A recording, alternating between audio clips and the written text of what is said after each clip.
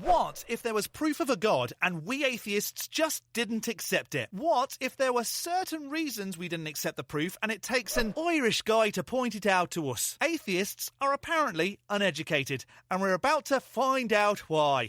And it's going to involve having something hard.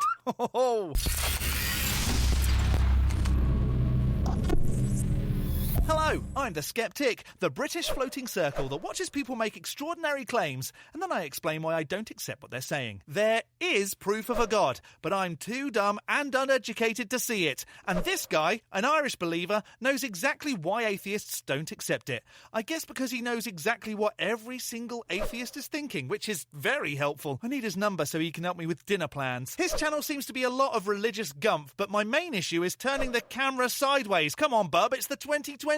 You can call me dumb for ignoring the obvious evidence all you want. Just make your videos more watchable, please, Steve. Although, before we reject more proof, if this isn't your first Skeptic video, hit the like, the subscribe and the bell to prove that the YouTube algorithm does work. And a super thanks to those that hit super thanks in some recent videos. Justin Green, Greed is Rage, Casualty, Kevin and Kevin again. Lisa the Rainbow Giraffe bestows leaves upon you all. More hen. Give me proof, Stephen. I need something unacceptable today. Growing up, atheism was never really a thought that entered my head.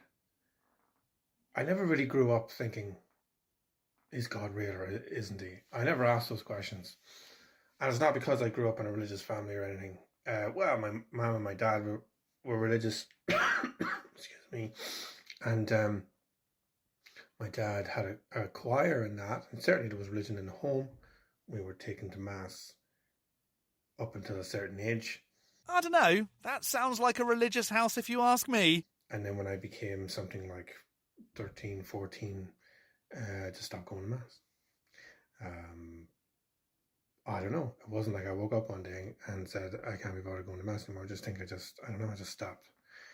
My father continued his thing, and he had his sort of friends call around, and they would have their prayer groups and everything else, and I would creep in afterwards for the biscuits. Biscuits, you say? I'd be tempted to join a group if there were biscuits, though we're talking European biscuits, not those weird scone things they have here in the States. That's how that went. You know, and even in our teenage years, even my teenage friends, you know, we didn't sit on the street and wonder, is God real or is he not? We didn't have those discussions. We were too busy smoking weed and drinking. And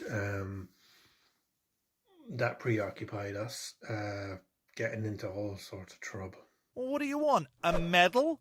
We didn't question the existence of a god, we just accepted it. And drank. Well, I'm surprised you waited until you're a teenager. It is Ireland after all. That discussion never really came up with me. I always believed in something or other. I just always believed.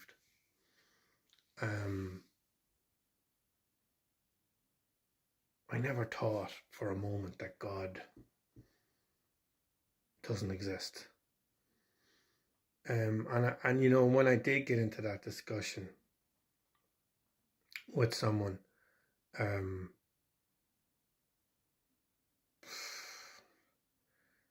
mean, I just thought it was silly. I don't understand people who are atheists. You don't understand people who are atheist, and yet you know why they won't accept your really obvious proof? At all, and I don't know how they think that just because they're educated that they know something the rest of the world doesn't, you know. Because today I was reading the scriptures where Jesus says, you know, I thank you, Father, Lord of heaven and earth, and that you've kept these things from the wise and revealed them to babes. Well, who are the wise? Well, the wise, it's not that the wise are the educated, but it's not that they're educated that he conceals this wisdom from them. It's because they're full of pride. Well, hang on. I am a big dumb. I don't know anything about anything, so maybe a god should give me the secrets. And are you saying that intelligent people aren't humble? I know some very modest brainiacs who wouldn't act like pride would stop them from wanting to learn more, especially about a god who was willing to prove themselves. Which goes with the education part. And the more education we get, the more it puffs us up. And so we have to remember to take ourselves down a peg or two. And so when he talks about babes, he's not talking about children. He's not talking about infants, even though he has revealed his mysteries such as Fatima, Garabandal and Medjugorje and stuff to little kids. He's really referring, when he says babes, to the humble, those who are in a state of humility. They're uneducated, but and it's not because they're uneducated that he reveals it. It's just because they're humble and they're more open to what he has to say. Educated people are less open to the mystery anyway. So God only reveals itself to the uneducated because they're more humble. Do you hear yourself when you talk, Stevie? Here's my take. Like, a lot of people say to me, I've had a few comments now recently in one of my videos on why God doesn't answer our prayers. I thought it went off topic, as to why, two atheists come in talking about, like, why do you pray to someone who isn't there, etc., etc. And then it gets into, well, I asked them, well, prove to me that he doesn't exist. And the burden's on you because you're making the claim. And no, you made the claim. I'm just talking about why God doesn't answer our prayers. You came in and you made the claim that, hey, look, he doesn't exist. So, look, I mean, I'm okay with giving you evidence because I do have evidence. But at least swallow your pride and admit that, you don't have any. No evidence for why God doesn't exist? How about the fact that no gods have met the burden of proof of their existence, and until it's met, it's safe to conclude that there probably are none. So when someone says they're praying to a god and there's no answer, I'm like, really? No shit? And this is why you're playing Ring a Rosie with me. But the evidence is there, I find, that God exists. And we'll talk about it in a moment. But I think the reason why atheists don't want this evidence is because they don't want to believe. I want to believe. I just want to believe in what's true and what's worth believing in. Do I want to believe that a being that apparently created us with sin wants us to accept that it killed itself to wash us of the sins it gave us in the first place and then live forever telling it how amazing it is for taking away the thing that it gave us? No thanks. Do I want to believe that a giant cosmic deity called Lisa the Rainbow Giraffe, leave be upon her, pooped everything into existence? Yes I do. So the evidence is there. It's just that atheists don't want to believe the evidence that exists. They don't accept it. It's not evidence that they want. I mean, what do you do with a person like that? I've often been in conversations with people and I've shown them the evidence. They've seen the evidence, right? And I've watched it on YouTube. I've watched people say, well, here's the evidence. And the person just shuts down when they're shown the evidence and they refuse to believe. They still will not change their mind. Well, maybe there are other explanations for the evidence, and what you're saying just isn't convincing. And this is because of the hardness of our hearts. That's the reason why. The hardness of our hearts? So if our hearts are equally as hard, why do you accept the claims of a god and I don't? Maybe it could be because we don't use our hearts to make decisions. We use our brains. If your heart is convinced of something, it's not working as a heart should. We don't change. And this is why I believe that atheists, no matter what evidence you show them, they're never going to believe. For me, it's evident enough that God made the world through the things I'll see around me, myself being one of them. Don't say look at the trees. Do not say look at the trees.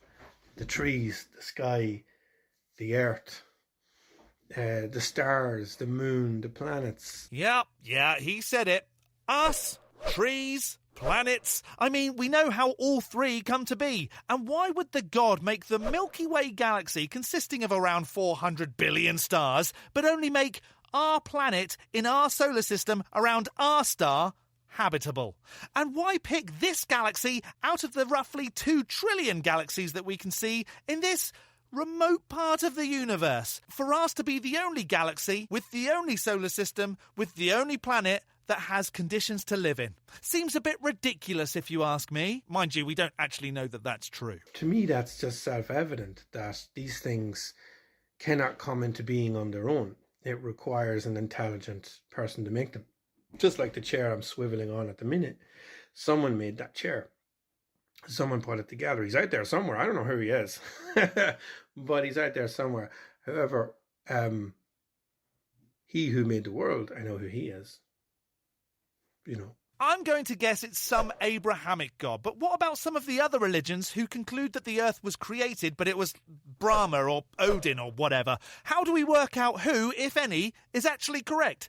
Everything that exists needs to have something that pooped it into existence, and that something is Lisa the Rainbow Giraffe, leave be upon her. And so I'm okay with that evidence. To me, that's fine. I don't have to have Jesus come to me either in a dream or a vision in front of me to believe. To me, it's just self-evident that, yeah, you know, he exists. And that is a great argument. And I know it's St. Thomas Aquinas' argument. You can call it an old argument all you want, but some things never die, you know. Some arguments are always more modern than the modern. Tommy Boy has been refuted loads, mostly because of how old and ridiculous that argument is. And so I'd like to point you to this video by Godless Engineer. He does a far better job of this kind of thing. Link in the description. So atheists are always asking me for something new, but that's it. And then they go, you know, no, we want to see, you know, yeah, you want to see Jesus. But here's the thing. St. Thomas said that unless he saw, you know, the holes, the wounds of Jesus and be able to put his finger in and through his side and the whole lot, he wouldn't believe. I'm not going to believe unless I can see all that. I want to see Jesus and I want to see him now. All right, okay, so look. For me, it's nothing to do with seeing Jesus, but to do with a God knowing exactly what it would take to convince me. And if it was powerful enough, smart enough, and loving enough to do so, it would. Or maybe it's just none of those things, or, you know, non-existent. He does see Jesus. And then we see that he believes. And Jesus rebukes him, you know, blessed is he who doesn't see and yet believes. Right. But here's the thing. St. Thomas could have turned around and he could have said, you know, he could have said, well, it's all in my head. I'm having an episode right now. I'm hallucinating. This couldn't be him, you know, but he didn't. And that's because St. Thomas's heart wasn't as hard. So because someone accepts something you do, their heart isn't as hard as an atheist's. But because I'm not convinced, my heart is hard. Man, I wouldn't even know how you go about demonstrating things like that. It's not a great argument, is it? I'm sorry, Stephen. I'm still not convinced. Well, now, that's because you have a hard heart. He didn't have a hard heart. The hardness of heart is what prevents us from accepting the evidence that there is. Accepting the evidence that there is. People want to look for God in the world. And where's the evidence of God? Where is he? I want to see him just like St. Thomas saw him. You know, not all of us have that privilege. But just because you see him doesn't mean you're going to believe. Doesn't mean you're going to believe. So you just accept it. That's not how things should work, though. Wouldn't it be better to believe things that were demonstrably true? And so if I did see someone that claimed to be a god, I would ask them to demonstrate their god powers. And then if they could, I would accept they were a god. Simple, really. And there's proof of that in small real world scenarios where evidence has been shown someone in a debate about, I don't know, maybe immigration. You know, I saw one recently where the guy said, show me proof that they're coming in and tearing up their passports. So the guy showed him proof. There's the proof there. And he's like, yeah, but show me proof. No, but here's the proof. I'm showing you. And he's like, no, I don't accept that. No, that's not proof. It is there. It is. You know, the Minister for Justice said it, that they're tearing up their passports. What more proof do you want? And the people who deal with them at the airport. So you're saying that people who we can prove having passports torn up, which we can also prove, is the same as a god's proof of existence? I mean, if there's actually physical proof of a god, show it. Don't give weird analogies, just do it, bub. Why wasn't the guy believing? Why wasn't he accepting this answer? Well, because of the hardness of his heart. And this is why I feel that when we debate with atheists who seem to claim that something can come from nothing. Yeah, I'm going to guess he's never debated an atheist, since no atheist I know claims that something comes from nothing. I believe that something has an explanation for its somethingness, which is not the same. It's believers that believe a magic sky fairy made everything from nothing. I believe that when we debate with them, we're going to be always going around in circles, you know. It's never going to resolve itself, and you're never going to change them. That's not to say we shouldn't engage in a little bit of healthy debate with atheists. Of course, you know, conversion is a mixed bag of tricks. You just never know. However, we shouldn't waste too much time. And we should really acknowledge probably when's a good time not to speak. Or just say, well, you have a hard heart and run away, which I guess is the theist equivalent of, I know you are, you said you are, but what am I? I mean, I remember years ago, there was a visionary from Medjugorje, Vicka, on our Irish Late Late Show. And she said, when she was asked by the presenter, hey, you know, there's lots of atheists out there. What do you say to people who don't believe? And her simple answer was incredible. And I'll never forget it. And that was, she says, well, God will wait for when they're ready to believe. God will wait for when they're ready to believe. What a cop-out answer, though. God will do it when you're ready. A God can't prove itself unless you put yourself in a certain state. Sounds like a weak God, if you ask me. That's an incredible answer. Thanks. Oh, you meant... Never mind, though. It's not. It's a cop-out. Why? Because Vicka herself knows that it's not evidence the atheist is after, really. Because the evidence is already there. It's not, though, is it?